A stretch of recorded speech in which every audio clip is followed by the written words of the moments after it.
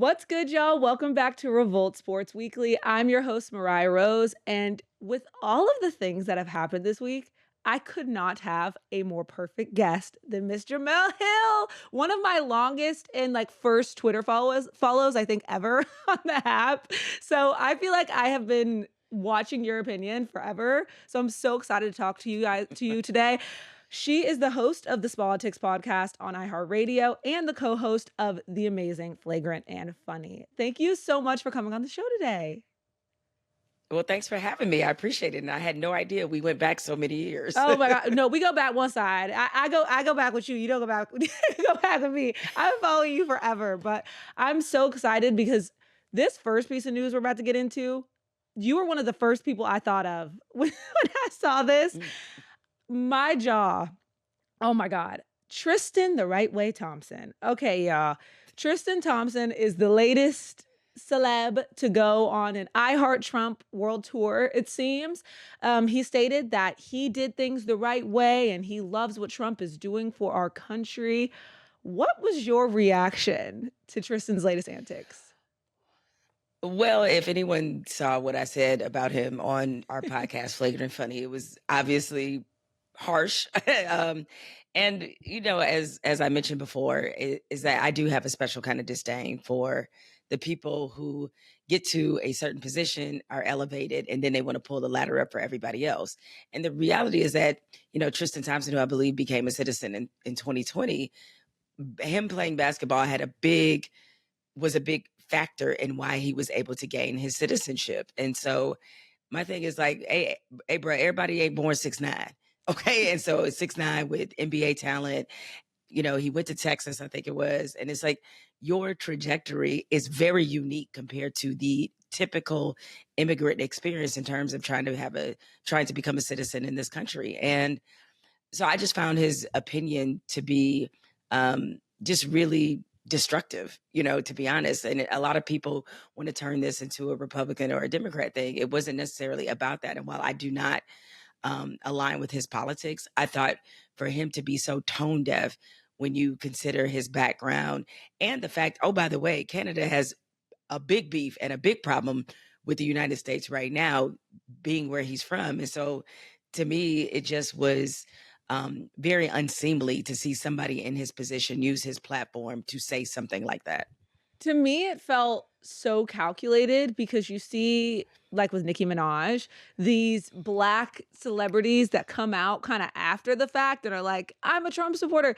To me, it felt, are y'all getting paid to do this? Because it feels real obvious now because you weren't this loud about it during the election cycle. Yet now it's like, oh my God, I love Trump. Also, I think it's funny that those are the two people they choose to to make us, they think Black people are gonna be like, yes, Tristan Thompson, Nicki Minaj.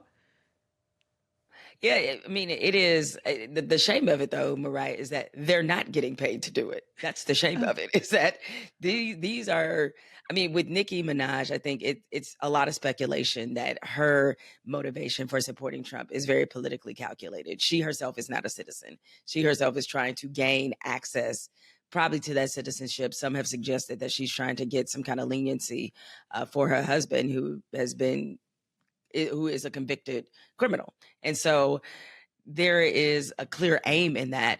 But I do think it's calculated, as you said, in a way, maybe it's not necessarily about money, but I think maybe it's about favor. And what you're seeing in this time as more Black celebrities align themselves with Trump is how intoxicating the proximity to power for people can be.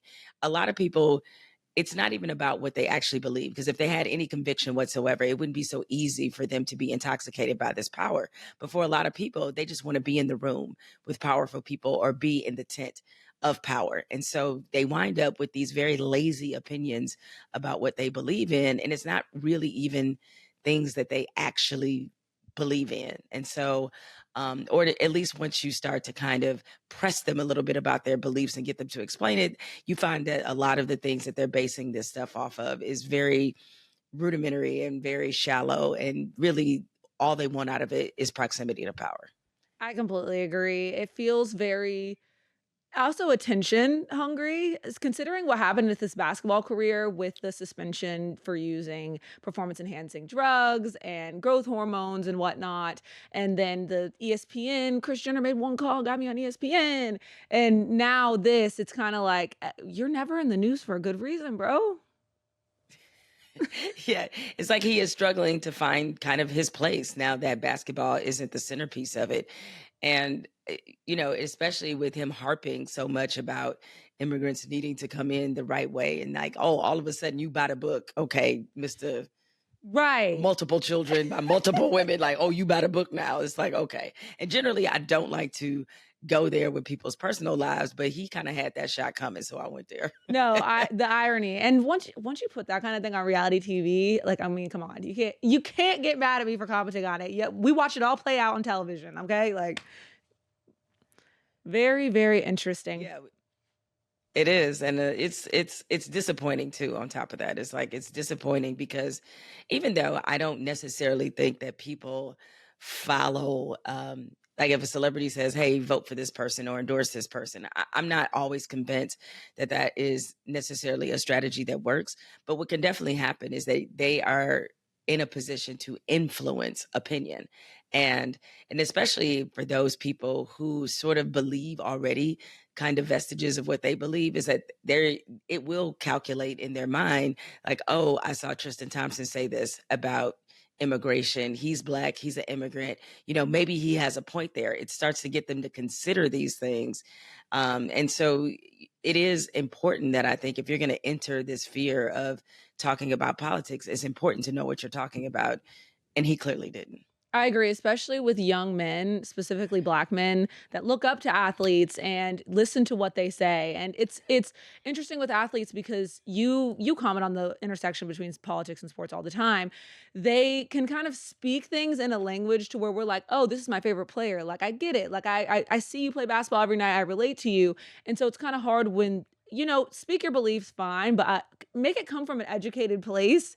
Don't be ignorant. And that, the whole notion of, well, I am an immigrant and I did it right, but you're a millionaire basketball player. It's unfair. And a lot of people don't have that context.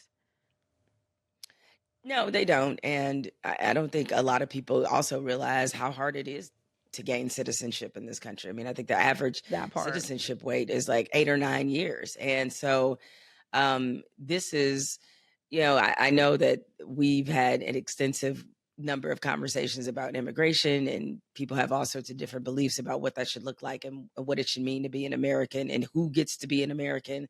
But I just thought he was just very much contributing to this conversation in a way that was not constructive. Completely agree. Now we'll talk about something a little bit more positive. Rappers getting in the game, literally. Okay, so rapper J. Cole, he's 41 years old, has just signed a contract to play professional basketball in the Chinese Basketball Association with the Nanjing Monkey Kings. And rapper Tusi, 26 years old, which that confused me. That really confused me. Has committed to play football at LSU as a wide receiver. He initially committed to Syracuse but changed his mind and is now practicing with the Tigers for the 2026-2027 season. What do you think about it?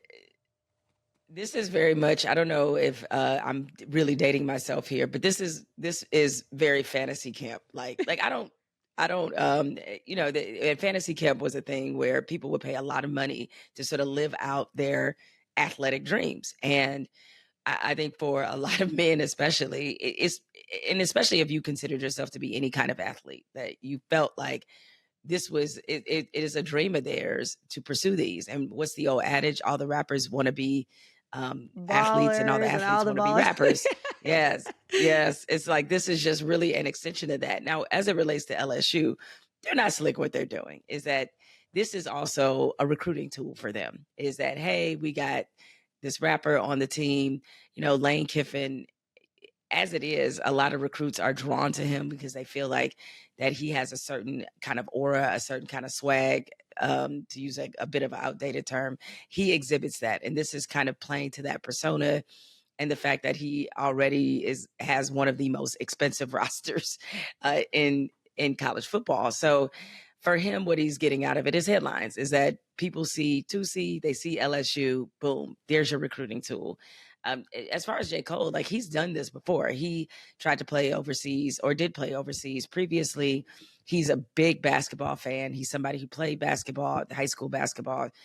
So he has experience in this. And I guess when you have had success and you have a lot of money and you think about sort of what is my wildest dream that I want to accomplish, these guys are out there doing it. The only thing about Tusi that I think is a little is that you hope that that's not taking away a scholarship for somebody else. Like I'd love to know what is behind this. And so that would be my concern, is that maybe this is taking away something from somebody else. My question is, does he have to go to school? Like, what are we doing? Does he have to go to class? Right. Does he have a GPA? Like, I know they have a GPA criteria that you have to do to be a student athlete. Like, is he going to be actually in there? Is he a walk-on? Studying, getting his education? Like, right. What's yeah, that's the part I was trying to figure out as well. Is like, are they just giving him some special status? Is he taking away somebody else's scholarship? Like, what is happening? Like, I'm 25 and it feels like college was low key like a bit ago. Like, I'm like, college, like that was 3 years ago I graduated from college and I was already starting to feel like a little old on campus my last year. I like, right. As an athlete, you have to be there. Like, you have to be at LSU a good bit. I'm very interested to see how this goes. But I will say, it does feel like an NIL recruiting thing. And on top of that, we're just in this really weird space with sports where I kind of love it, like in J. Cole's case. But then it's like Jake Paul. And it's like people who have a lot of money and people know them. They're like, I can play sports. Like, I'm a pro athlete. And it's like, what are we doing? Yeah. I mean, I think that's a really fair point, because they don't mean it this way, certainly, but it does, in a way, it's kind of disrespectful to professional athletes who had to work very hard to get some of the opportunities that they received. And here you have a rapper that just kind of shows up on LSU's campus like, hey, I can do this too. And, it is, I get it, that it's the boyhood dream that most young men have, is being able to be a professional athlete, see themselves in a jersey, see themselves in a big time kind of sports environment. But in many ways, it's just kind of like, I think you found the thing that you're good at, and it's probably not football. Like, I understand why you would do this, but at the same time, it's like, as you said, what are we doing? But in fairness, given the way NIL is and what is the realities of college sports now, you have a lot of much older athletes because of the transfer portal, because, of various eligibility rules that are being challenged in court. And yeah, you actually, I'm not saying you have a bevy of 26-year-olds, but you got a lot of 23, 24-year-olds who are still on the college landscape playing college football and college basketball. And I can't even hate, because I'll be doing the same thing. 100% I'll be doing the same thing. If I was getting paid for these college kids, are getting paid 100%. I do have to ask you. You got some eligibility left, Mariah. Like, listen, if you want to try your hand at it. Oh my gosh, being a college athlete is literally, I'm not a college athlete, but my sister's a D1 athlete. The hardest thing ever. I'm not cut out for it. Nope. 6 a.m. workouts and not for me. But I have to ask you, because you're in Phoenix for the women's basketball Final Four. Are you rooting for anybody tonight or what? Well, because I am here with my wonderful co-host, Carrie Champion, who is a UCLA graduate, I am forced to root for UCLA. I would not dream of rooting. Even though I really love the way this Texas team has played, especially over the last month and a half, they've really kind of come into their own at the right time in the season. And, Madison Booker is amazing. Roy Harmon is amazing. Like, they have a really, really good team. But I will be pulling for UCLA. We got an opportunity on one of our episodes of Flagrant and Funny to spend some time with the UCLA women's team. And Coach Close is a really dynamic leader. She's an incredible motivator, incredible coach. And so you want good things to happen to good people. But, when you step back and look at the field, there is a reason to root for virtually everybody here. As I mentioned, Texas and the way they're playing, UCLA getting back to the Final Four and trying to sort of get over a certain hump. You have of course, South Carolina, Dawn Staley, what she's been able to build that program into being one of the premier programs. Seeing Raven Johnson and Joyce Edwards and the players that she has. Obviously, UConn, which has established the standard in women's basketball and has been the most dominant team probably all season. So there's a rooting interest in a storyline for all of these teams. So it's going to be tough. I mean, that UConn South Carolina game is going to be something. Like, I really think that has the potential to be a really special matchup. Yeah, it feels like it's set up to be one of those legacy games that we're going to be talking about 3, 4, 5 years from now. I'm nervous but excited, and I'm kind of rooting for everybody. There's this weird discourse going on right now where everyone seems to be upset that like all of the number ones are left and kind of like ran through the tournament, like killing everybody. How do you feel about the lack of Cinderella in the women's game? Well, see, this is the thing, is that I get it. And you see some of this conversation on the men's side where people, I think the first couple weekends of the NCAA tournament, people want to see Cinderellas. Like, they want this impossible story. They want, but as we get closer to figuring out and who's going to be the actual champion, when it comes to like the Final Four and the championship games, people want to see established blue blood programs. They just do. And those are the ones that draw the biggest ratings. I think the women's game gets a particularly harsh criticism because I remember this. UConn's always been dominant, but when they were like dominant, where it was just like, okay, nobody is beating these teams that they're putting out on the floor.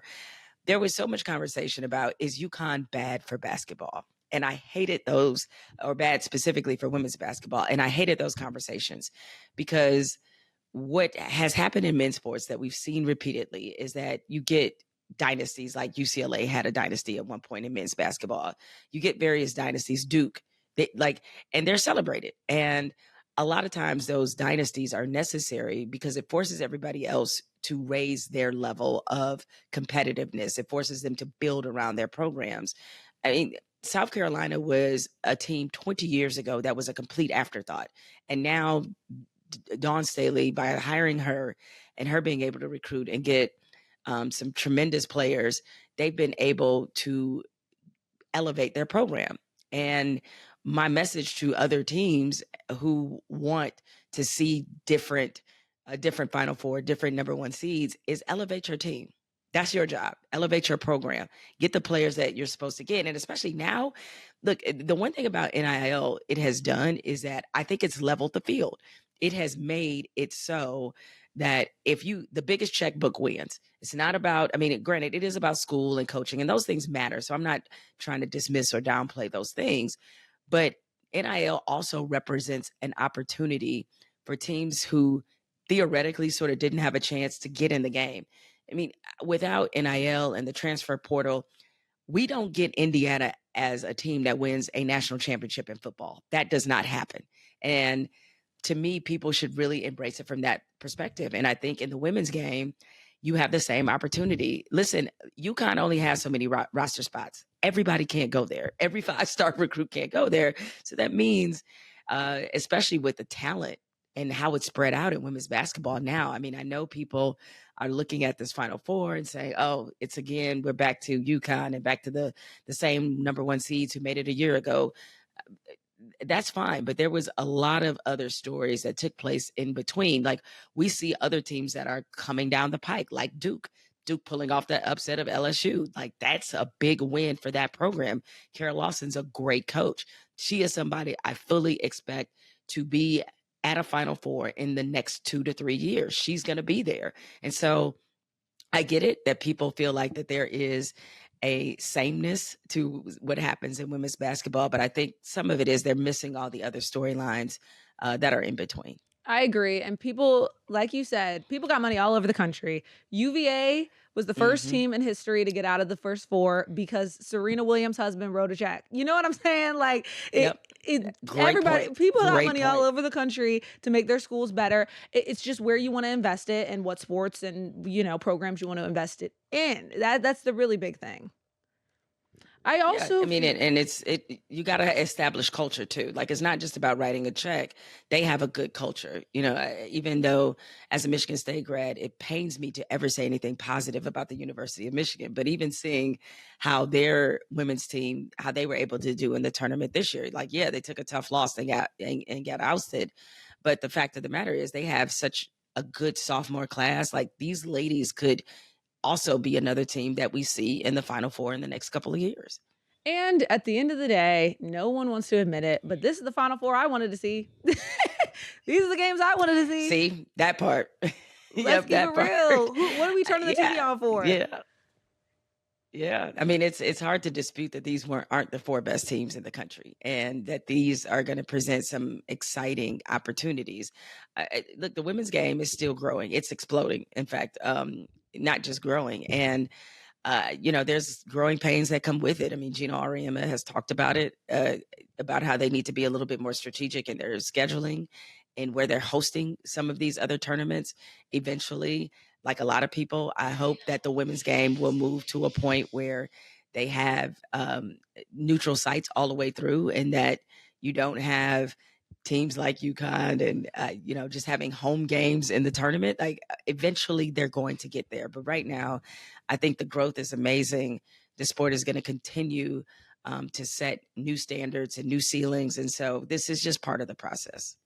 And I feel like I'm putting you through a roller coaster right now because speaking of growth, we got to go. We went up on the roller coaster. Now we're going back down because I can't have you here and not ask you about Tiger Woods and his need Mm. of a driver and his need of a lack of a driver's license. What was your reaction to this whole saga? Um, if you've noticed in the conversations that people are having about Tiger Woods, there's a lot less sympathy for him, and Agreed. because he's been arrested for the same thing multiple times, and so I think it's pretty clear he has a problem. And now with this new body cam footage, you very much understand why the police arrested him, even though he didn't breathalyze. There was no alcohol to be found in his system. He was clearly on something, and there was, and him calling the president, I guess, to try to get a favor to get out of being arrested. It's just, all of this is a bad look. I'm glad he's getting treatment. I think, as always in these situations, people wonder about, like, what's the impact on his golf career. Well, I don't really care about that. He's clearly become a danger to others because he keeps getting behind the wheel in a compromised state, and we don't know exactly what's compromising him, but it's very clear that he doesn't, at whatever point that he's at, he doesn't have the self-awareness or the wherewithal to make the decision to not get behind the wheel. So, I wish him the best, but I think people are sort of looking at this like, how much longer we gonna have to talk about you and this particular issue? 100%. It's the same story over and over again. And I wonder why no one else gets involved. Like, this man he should not have a driver's license. I mean, maybe it seems to me if he didn't have one, he would find a way to drive anyway. Because when you got $1.5 billion, you can call an Uber, bro. Like, what are we doing?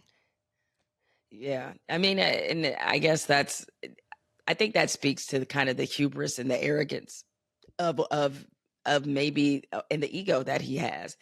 And a lot of people in his position with that much money and this much privilege don't want to be told that they have a problem. And I would not be surprised if there were other people in his life who have tried to course correct him, but what's his incentive to listen? And he's already been in a car crash that almost killed him, or at the very least, it could have cost him his leg. And so it's just like, at what point? And granted, that wasn't necessarily associated with a problem, but like, at what point do you have some kind of moment where you say to yourself, if I don't stop, I'm going to kill myself? Right. It's like, if, or somebody else, right? And so hopefully this is a wake up call, but people who are familiar with addiction will tell you that it's not just one rock bottom that happens. Sometimes there needs to be a series of things. And hopefully this is the end of that series of things, where Tiger can get some real help. Yeah, Tiger is headed to seek treatment outside of the country. A lot of people are wondering about the future of his golf career, as you mentioned. And I know you said nobody cares about that right now because we just hope that he gets the help that he needs.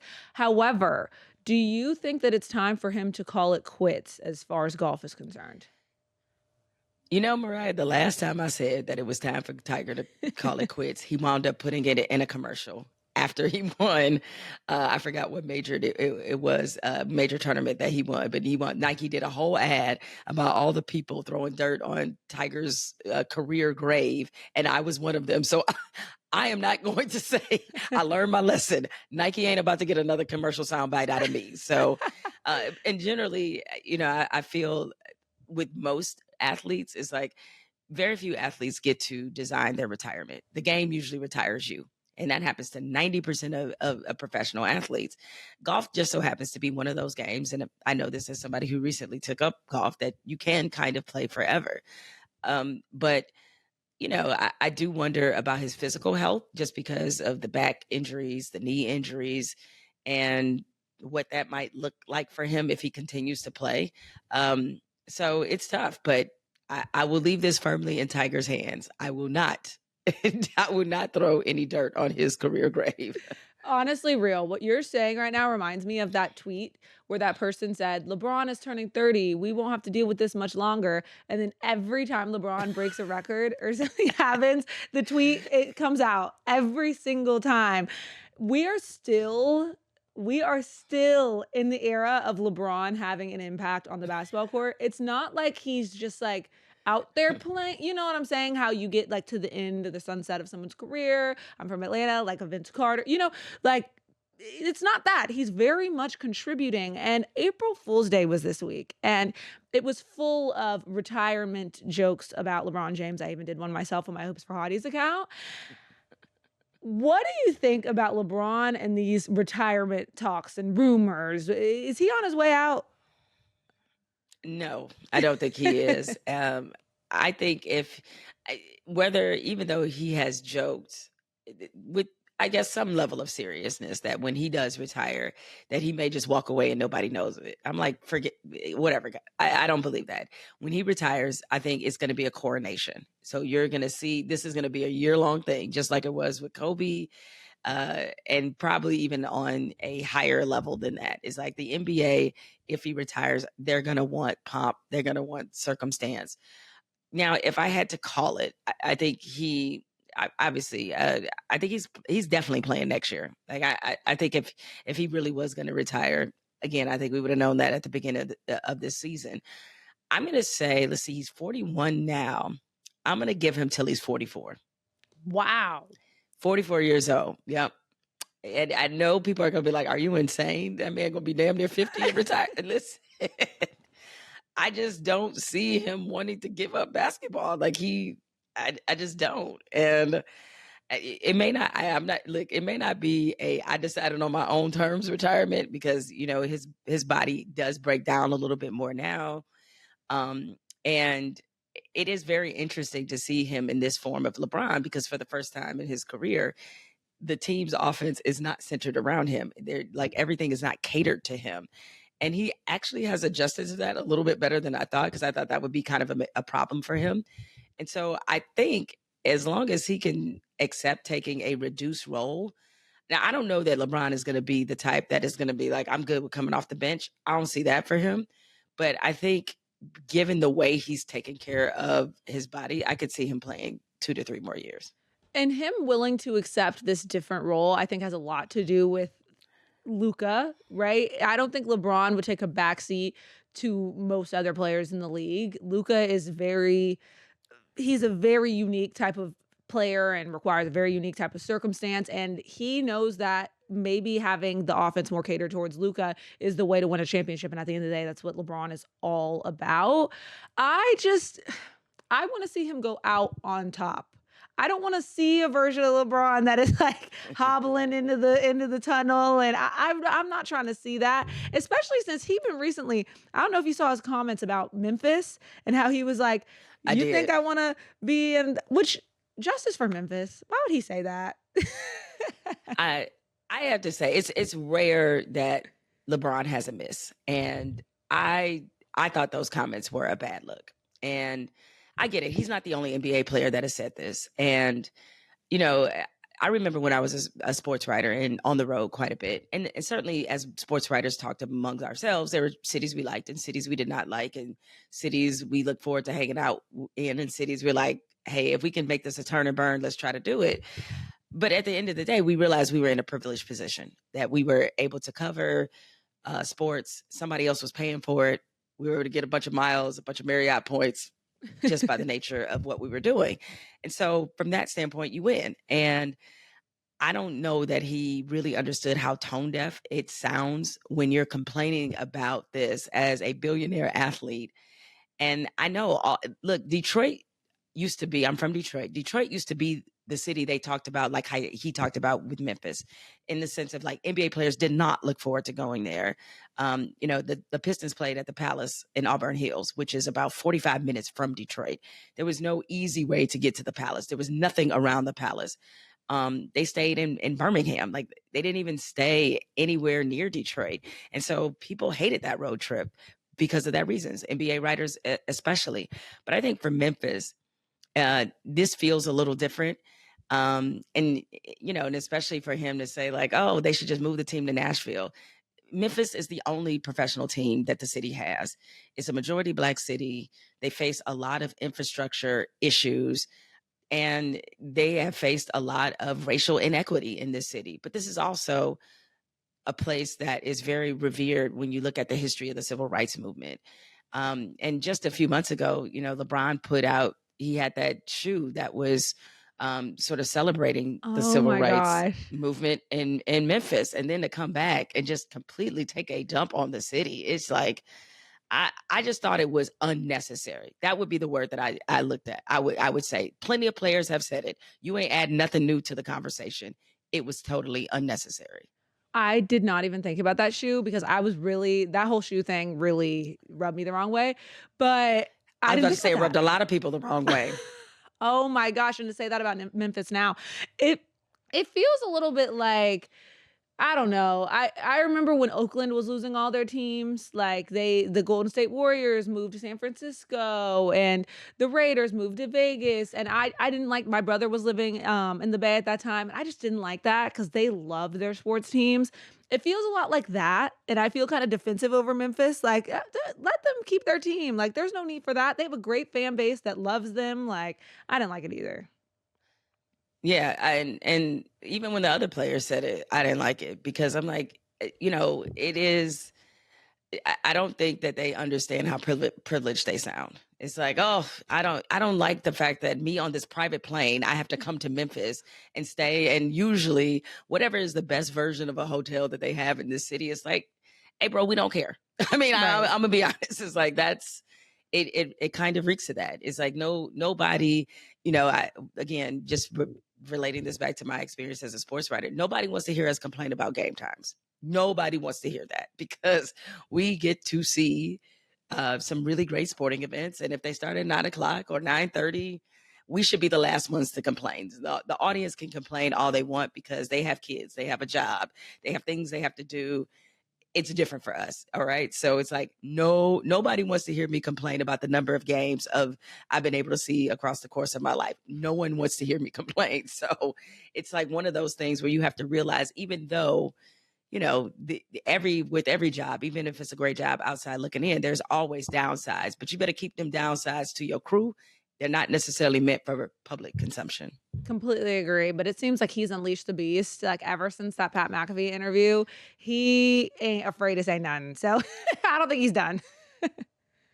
Well, I mean, but this is what happens when you're 41 too. It's like certainly when I cross that threshold of 40, it's like you really stop caring about what people think and you run out of what's and all of that.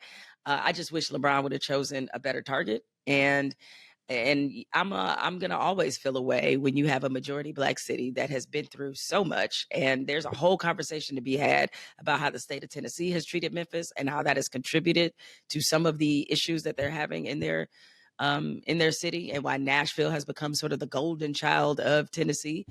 There's a whole conversation to be had there about that, but it does strike me as it makes me feel a way to see a number of Black athletes take off on a majority Black city that has faced a lot of the challenges that cities they're from have faced. I mean, LeBron's from Akron.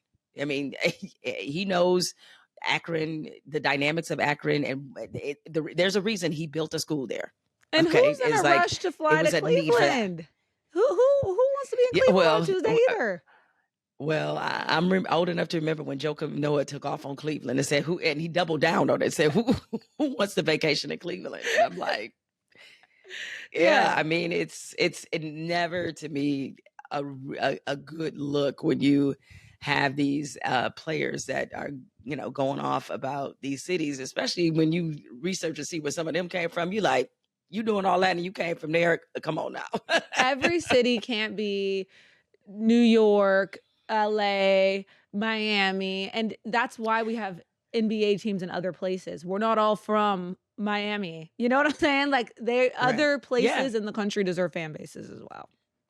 Yes, they do. And that, that's the other thing too, is like we tend to centralize sports and only think that sports teams only belong in certain places and that certain people only should be able to have access to sports. And maybe it's because I am from Detroit and we have been that city for so long that people just love to make the butt of the joke and love to kick.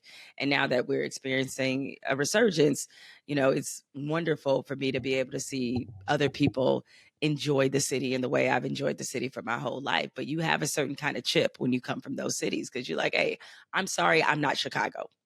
My bad. Like there's nothing I could really do about that. Right. But Detroit deserves sports teams in Milwaukee and Cleveland and all these other places. These tend to be places and pockets where the fans are exceptionally loyal. Yeah. Some of these big cities ain't got that, but oh my that's God. another conversation. Miami for another fans day. not showing up to the game till the second quarter, every single game. Like, see what I'm saying? You see what I'm saying? I ain't want to throw any shots out, but I can't. I'm with you when you're right. I'm from Atlanta, and they don't show up till halftime, so Miami don't come for me. I can't say much on that. We get down different over here. But before I let you go off and enjoy your weekend, I have to ask you to make some picks for the Final Four. Because, I just, I'm not trying to set you up for the internet, but I got to know what you think. For at least the women's March Madness, I need to know, who do you think is going to win tonight? Well, I already said that I am being forced to root for UCLA. But no, I really do want to see UCLA get to the championship, and I think they can. They have the experience. I just hope that they come out and they're not playing complacent, like they really got to take this thing. And I feel like that they're going to give that energy. So I like UCLA to win. And I like UConn to beat South Carolina. And I think UConn is probably going to take it all. So I don't think I'm going out on a limb by saying that. On the men's side, let me make my hater pick. But I think my hater pick, you know what I love? I love when the hater in me, finds alignment with the analyst in me. Now, there's no way in hell I'm going to ever pick Michigan to win anything. So let's just get that off the table right now. Okay. They play Arizona. Yes, I hope Arizona dog walks them. And it's because of a very hater reason. Not only am I a Michigan State grad, but the last Big Ten team to win a national championship was Michigan State in 2000. And I would like to hold on to that so that I can lord that over these Michigan fans. If they win a national title, then my argument about how we have the much better program started to lose a little steam. So I need Arizona to dog walk Michigan. You got one job, Arizona, dog walk them. Even though Michigan's a great team. Still not better than the Fab Five. I'll stand on that, but a great team. So I like them to win, and I like UConn. And I think it'll be UConn and Arizona in the final, and I kind of like UConn to win it all. Yeah, I'm actually on the same boat as you with pretty much all of your picks, I think. Like, you picked all the same teams as me. My only thing is, I think for UConn on the men's side, because I don't think it's a talent thing. I think it's more so Dan Hurley has been on a different type of time, a different type of energy recently. And when he said we don't play for rings, we don't play for watches, we play for rings, I thought that was so hard. I was like, you got to win that. Yeah. Like, yeah, granted, Dan Hurley is probably the least likable coach that's in any in on either side, and he's just not that type of dude. And it's like there's part of me that and they beat Michigan State as part of their path in getting here. I respect him and root for his demise at the same time. It's very weird, but no, he's a phenomenal coach, and I think because he has that edge, even though, like you said, from a talent standpoint, you can certainly make a very good case that the other teams in the field are more talented than UConn. You can absolutely make that case, but UConn plays with an edge and a meanness, and I mean that in a very positive way. That's very different, and I think part of it is that they have adopted and they absorb the personality of their head coach. Well, if UConn men's and women's basketball both win the national championship, you can guarantee something's going to change by that tournament next year. Well, this is what's so interesting is like, I spent 4.5 years living in Connecticut. I lived in Hartford, and Hartford is maybe 30, 40 minutes from Stores where UConn is. And I swear to God, if most of the country saw where Stores, Connecticut is, you would be saying to yourself, how the hell did they ever get anybody to go here? No disrespect to Stores, but it's literally in the middle. It's like of nowhere. There's nothing around it. It is just the college. And that to me actually makes me respect them more, because there's no way that they should be sort of have both, have elite basketball programs in both men's and women's. Cause I'm like, man, this location is interesting. And yet it is the college basketball mecca in many ways. I read that Gino Auriemma told one of his recruits, a WNBA player, and I cannot remember exactly who it was, but she said that he told her, look, either you can come play at UConn or you can lose to us somewhere else. And I was like, ooh. You know well, what? That's a bar. You know what? That would work. I'm not gonna lie. That's pretty good. Right? Like, I'd be like, you know what? Where's the paper? Well, thank you so much for spending time with me today. I am so happy to get to talk to you outside of commenting on your social media. Thank you so much for your time, Jemele, and everybody for watching Revolt Sports Weekly this week. I'm your host, Mariah Rose, and please make sure that you are following us on Revolt Sports and subscribe to Revolt Sports on YouTube. Bye.